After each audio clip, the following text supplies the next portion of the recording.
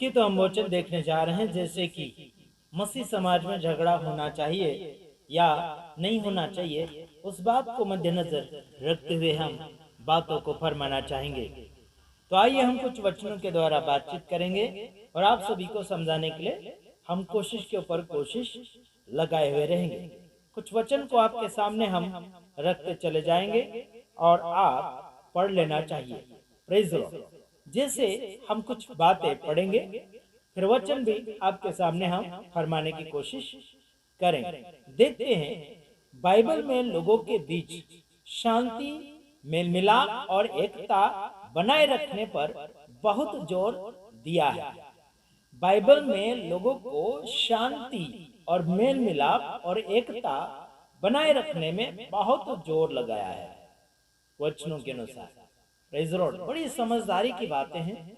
यहाँ पर आपस में लड़ाई झगड़ा न करने और प्रेम से रहने के लिए बाइबल के कुछ प्रमुख वचन नीचे दिए गए हैं जो मैं आपको बताऊं। झगड़ा करने के लिए बाइबल इजाजत नहीं देती है। साथ ही साथ बाइबल में ये लिखा कि शांति पूर्वक रहें, मेल मिलाप से रहें, एकता से रहें, है ना। क्या एकता से लोग रह पा रहे हैं? बिल्कुल नहीं रह पा रहे। शैतानों को और चुड़ैलों को और क्या बोलना चाहिए, दुष्ट आत्माओं को आपने देखा होगा कहीं भी जगह किसी के अंदर आ चुका है तो कभी भी वो एक दूसरे से नहीं झगड़ती दुष्ट आत्मा। समझ रहे कि नहीं समझ रहे? लेकिन आजकल सेवक सेविका विश्वासी गण मसीह समाज में झगड़े के ऊपर झगड़ा सुनने के लिए हमें मिल रहा है। उनकी रिपोर्ट्स हमारे पास बहुत सी आती है और बहुत सा ढेर सारा हो चुका है रिपोर्ट्स। हाँ, तो हम आपसे बात कर रहे थे, वचन के अनुसार बात करेंगे। याकूब की पत्री उसका 4 अध्याय उसका 1 वचन से 2 वचन में लिखा है, तुम में लड़ाई झगड़े कहां से, तुम में लड़ाई झगड़े कहां से आ गए?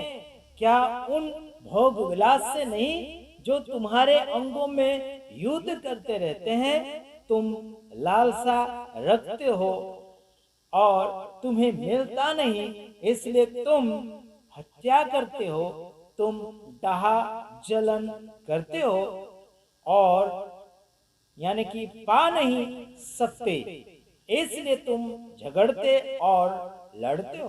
देखो झगड़ा कहां से आ चुका है, कहने का मतलब आपको सवाल और जवाब है। झगड़ा कहां से आ चुका है और कहां से लेकर आए हो? जब प्रभु में नहीं थे तब झगड़ते थे, मारपीट किया करते थे, कुछ चीजों के लिए, कुछ पाने के लिए, कुछ छीनने के लिए मारपीटे झगड़ाए होया करते थे। लेकिन अभी क्यों और कहां से आ चुका है झगड़ा? तुम्हें मिलता नहीं, तुम पाते नहीं हो, है ना, इसीलिए झगड़ रहे हो, इसीलिए है ना उल्टा सुल्टा कर रहे हो। मेरे कहने का मतलब यह है कि आप जिस चीज को पाना चाहते हो और नहीं मिलने पर आपको झगड़ा करना पसंद आ जाता है। समझ रहे कि नहीं समझ रहे? एक पास्टर ने एक भाई को थप्पड़ मार दिया। शादी विश्वासी करने के लिए बातचीत चल रही थी एक लड़की की, और एक जो विश्वासी भाई नहीं है, प्रभु में नहीं है, उसने कुछ बातें कही थोड़ी सी, तो पास्टर ने उस भाई को थप्पड़ मार दी। वो भी उम्र में बड़ा भाई लगता था, उस भाई को थप्पड़ मार दी। ऐसा हमें सुनने के लिए मिल रहा है और ये खबर सच्ची है। मैं आपको बताना चाहता हूं, ये मध्य प्रदेश की खबर है जहां से मेरे पास पहुंची है। आखिर मैं कहना चाहता हूं, उस पास्टर को ऐसा बिल्कुल नहीं करना चाहिए था, और वो पास्टर फिलाडेल्फिया का है। समझ आता है कि फिलाडेल्फिया जो राजस्थान उदयपुर से है, और नवापुर के अंदर हर साल कन्वेंशन रखते हैं महाराष्ट्र। आपको खबर मिल रही है, ये दुखद। उसका नाम और गांव मैं बताना नहीं चाहूंगा, और मुझे कोई वो बात फैलाना जरूरी भी नहीं है, लेकिन साथ ही साथ इस बात को सुनते हुए दूसरे लोग सावधान हो जाए, ताकि वो अपने अंदर से ऐसा भावनाएं ना जगाए। ठीक है, वो भाई उम्र में बड़ा था, लेकिन उसने थप्पड़ खींच कर मार दिया। आगे और कुछ मारा होगा, मैंने कोई छानबीन नहीं किया। आखिर में आपको बताना चाहता हूं कि तुम में लड़ाई और झगड़े कहां से आ चुके हैं। भोग विलास से लड़ते हो, नहीं मिला तो लड़ते हो, नहीं पाया तो लड़ते हो, नहीं खुशी मिली तो लड़ते हो। कुछ न कुछ पाने के लिए लोग आज लड़ रहे हैं। इसीलिए कहता हूं कि प्रभु के सामने समर्पण करो तो पूरा करो, वरना करो ही मत। मैं आपको बताना चाहता हूं, हमारे गुजरात के अंदर भी ऐसे ही है। कुछ मसीह समाज के लोग जो मारपीट करते हैं और बदले के भावने से खून खराबा के ऊपर भी उतर आते हैं, जानलेवा हमला भी करते हैं, क्योंकि हम उस बात से अनजान नहीं है। ये सब कुछ का सबूत मैं जीवता और जागता जरूर हूँ। आखिर में आपको बताना चाहता हूँ, आगे यह जलन भी करते हैं, साथ ही साथ अगर कुछ नहीं पाए तो झगड़ते भी हैं। इनको इज्जत भी चाहिए, धन दौलत माल मिलकर शोहरत अपना अपना चाहिए। दुष्ट आत्माओं को कभी देखा जाना आपने, वो कभी नहीं कहती कि मेरा एरिया है। दूसरी दुष्ट आत्मा को ऐसे नहीं कहती कि वो मेरा एरिया है, इधर मत आ।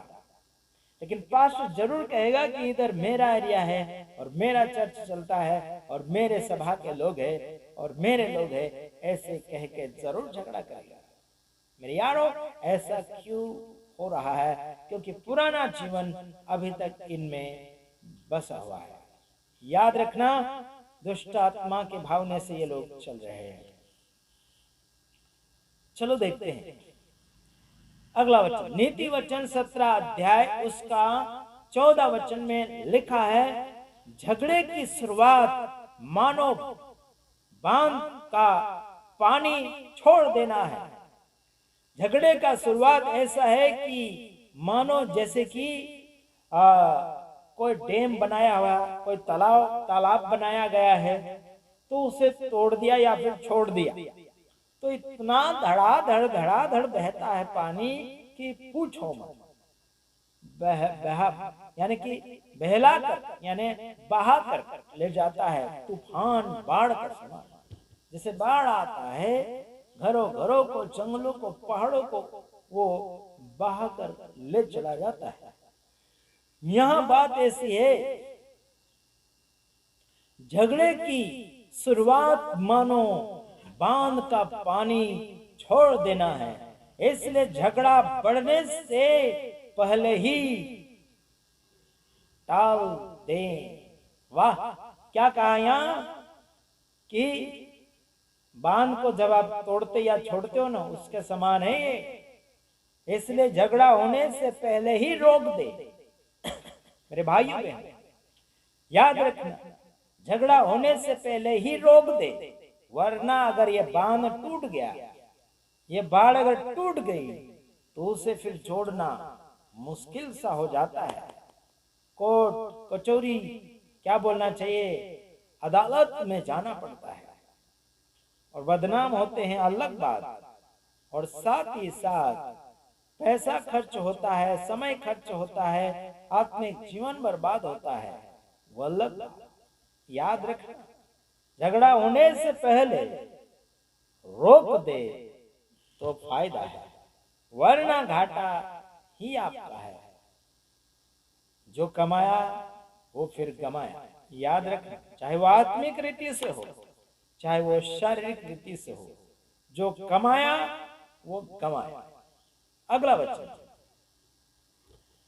इफिसियों उसका 4 अध्याय उसका 31 वचन से लेकर 32 वचन तक आपको मैं फरमाऊंगा, लेकिन आप पढ़ लेना है। ठीक है, यहाँ शॉर्ट में ही लिखा है, उस बात को मैं आपके सामने रखता चला जा रहा हूं। साथ ही साथ आप बाइबल को खोलकर देखना है। आइए देखते हैं इस वचन में क्या फरमाया गया है।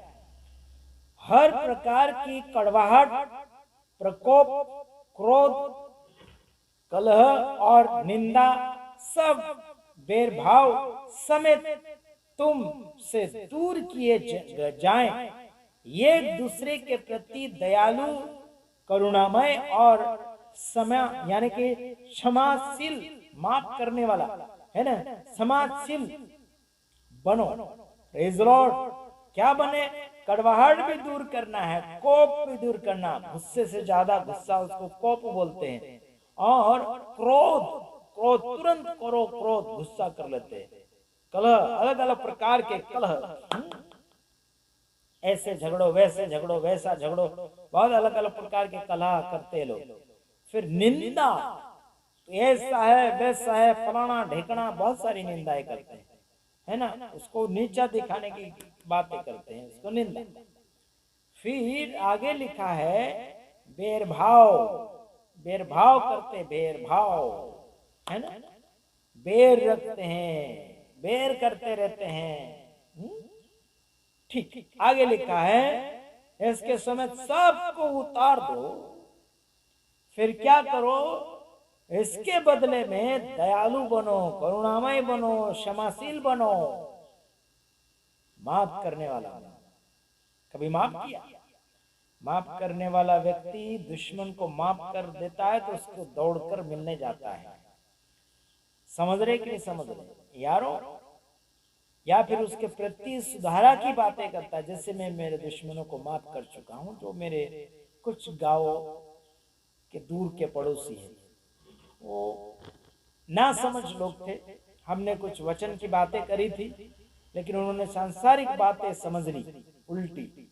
इसके वजह से उन्होंने अपने अंदर का कड़वाहट और झगड़ा रगड़ा सब कुछ दिखाया, है ना। उसके बाद में क्या करे? लज्जित हो गए। आगे कोई बात नहीं, ऐसे के ऊपर दया बताना चाहिए, क्षमाशील दिखाना चाहिए, दयालु बनना चाहिए उनके प्रति। लेकिन उनके अंदर दया ही नहीं है तो हम क्या करें? यूट्यूब चैनल के ऊपर दया डालते रहते हैं। हो सकता है कि उनके पास जाए हमारा वीडियो और वो हमारी दया को ग्रहण कर लें, स्वीकार कर लें। प्रभु ने सलामती दें। लगभग 2 साल होने आ रहा है, वो अभी तक मुझे ना ही तो फोन किया और ना ही हमारे घर पहुंचे और ना ही कोई उनके अंदर वाली दया बताई। ठीक है, आखिर कोई हरकत नहीं। कुछ लोग तो मर भी गए, हमारे जो दुश्मन थे, हमारे ऊपर जो जानलेवा हमला करवाने वाले करने वाले थे, कुछ लोग मौत के घाट चले गए हैं। उस बात के लिए हम खुश नहीं हैं। ठीक है, वो जिंदा रहते तो और अच्छी बात रहती, ताकि और बात हम सुधारा करते। अगला वचन हम फरमाना चाहेंगे, उसके बाद में बंद करेंगे। रोमियो 12 अध्याय उसका 18 वचन। जहां तक हो सके तुम अपने भरसक सब मनुष्य के साथ मेल मिलाप रखो। जहां तक हो सके क्या करना चाहिए? ज्यादा से ज्यादा हो सके तो अपने लोगों से मेल मिलाप रखो। बाइबल का वचन कहता है, यह लिखा रोमियो 12 का 18 वचन में लिखा कि तुम मेल मिलाप रखो। Praise the Lord, hallelujah. मेल मिलाप रखोगे, काम बनेगा। God bless you. बस इतना ही। प्रभु आप सबको सलामती दे। आमीन।